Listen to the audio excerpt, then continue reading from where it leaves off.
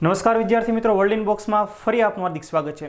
આજે 23 માર્ચ 2020 23 માર્ચને આપણે શહીદ દિવસ તરીકે ઉજવતા હોઈએ છીએ, કારણ કે આ દિવસે 23 માર્ચ 1931ના રોજ લાહોરની લખપત કોટ જેલની અંદર ભારતના 3 મહાન ક્રાંતિકારીઓ ભગતસિંહ, સુખદેવ અને રાજ્યગુરુને ફાંસીની સજા આપવામાં આવી હતી। તો આપણે આ લેક્ચરની અંદર એમને શા માટે ફાંસીની સજા આપવામાં આવી તે બાબત વિશે માહિતી મેળવશું। તો શરૂઆત કરીએ એમને વિશે કેટલીક મહત્વની માહિતીથી। તો ભગતસિંહનો જન્મ 28 સપ્ટેમ્બર 1907ના રોજ બંગા નામના ગામમાં થયો હતો, જે બંગા નામનું ગામ લ્યાલપુર ડિસ્ટ્રિક્ટ, જે વર્તમાનની અંદર પાકિસ્તાનમાં આવેલું છે, ત્યાં આવેલું છે। તેમના પિતાનું નામ સરદાર કિશનસિંહ સંધુ અને માતાનું નામ વિદ્યાવતી હતું। જે દિવસે ભગતસિંહનો જન્મ થાય છે તે દિવસે તેના પિતાને જેલમાંથી છુટ્ટી મળે છે, એટલે આ બાળક ખૂબ ભાગ્યવંત બાળક છે, એટલે એનું નામ પાડવામાં આવ્યું ભગતસિંહ।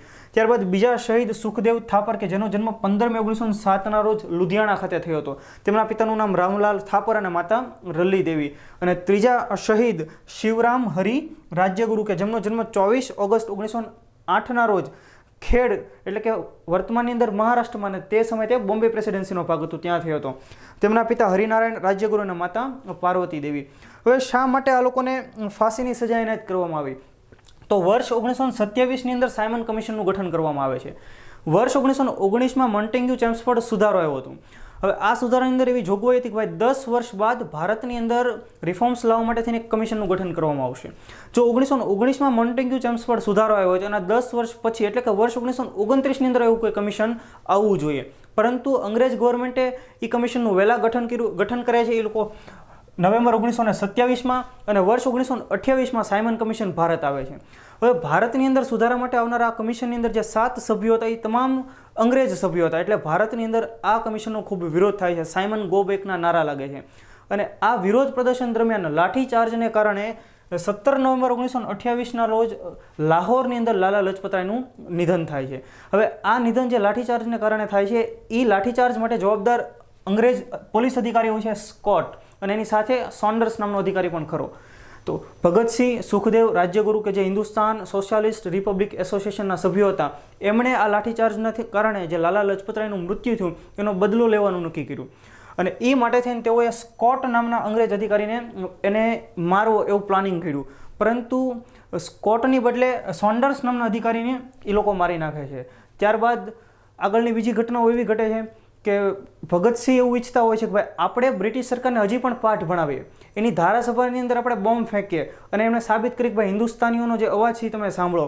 આ માટે થઈને તેઓ પ્રફુલ્લચંદ્ર ગાંગુલી નામના વ્યક્તિને એક વિધાન બહુ સરસ એવું કહે છે। હવે પ્રફુલ્લચંદ્ર ગાંગુલી અનુશીલન સમિતિના સભ્ય હોય છે। આપણે યાદ રાખીએ દોસ્તો, વર્ષ 1902ની અંદર અનુશીલન સમિતિની સ્થાપના પ્રમથનાથ મિત્રા દ્વારા કરવામાં આવે છે। તો બંગાળની અંદર અનુશીલન સમિતિ સ્થપાઈ હતી। તો પ્રફુલ્લચંદ્ર ગાંગુલીને ભગતસિંહે બહુ સરસ એવું વિધાન કીધું હતું। આપણે વિધાન યાદ રાખીએ કે મારા માનસપટ પર ફ્રાન્સના ક્રાંતિકારી નેતા અગસ્તે વેલિયન્ટનું પરાક્રમ છવાયેલું છે, કે જેણે ફ્રાન્સની ધારાસભા પર બોમ્બ ફેંક્યો હતો। હું પણ ધારાસભાની બેઠક વખતે બોમ્બ વિસ્ફોટ કરી જન આંદોલનની જ્વાલાને અધિક પ્રજ્વલિત કરીશ।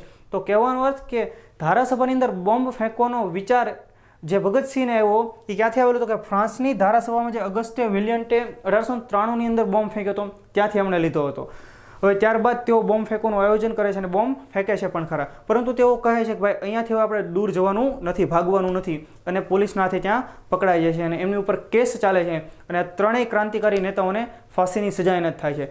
હવે આ ફાંસીની સજાની તારીખ 24 માર્ચ હતી, પરંતુ ત્યાં લખપત કોટ જેલની બહાર ખૂબ વધારે લોકો એકઠા થઈ જાય, ભીડ જામી જાય, એના પરિણામે એમને 11-12 કલાક વહેલા, એટલે કે 23 માર્ચે સાંજે 7 કે 7:30 આજુબાજુ એમને ફાંસીની સજા આપવામાં આવે છે, અને આ 23 માર્ચની તારીખ ઇતિહાસની અંદર અમર બની ગઈ, જેને આપણે શહીદ દિવસ તરીકે ઉજવીએ છીએ। આપણે યાદ રાખીએ કે જ્યારે આ ધારાસભાની અંદર બોમ્બ ફેંકવામાં આવે છે તારીખ 8 એપ્રિલ 1929, તો એ સમયે ધારાસભાની અંદર જે મુદ્દાઓ ચર્ચાતા હતા, જે બિલ વિશે ચર્ચા થઈ રહી હતી, એ બિલ હતા લોક સુરક્ષા બિલ અને ઔદ્યોગિક વિવાદ વિધેયક, અને એ જ સમયે ભગતસિંહે બોમ્બ ફેંક્યો અને ત્યારબાદ એમની ધરપકડ થઈને એની ઉપર કેસ ચાલ્યો હતો। તો દોસ્તો આ માહિતી હતી શહીદ દિવસ વિશેની। જો આપને વિડીયો પસંદ આવ્યો તો તેને લાઇક કરો, વર્લ્ડ ઇન બોક્સની ચેનલને સબસ્ક્રાઇબ કરો તથા નવા વિડીયોની નોટિફિકેશન માટે બેલ આઇકન જરૂર પ્રેસ કરો। Thank you very much.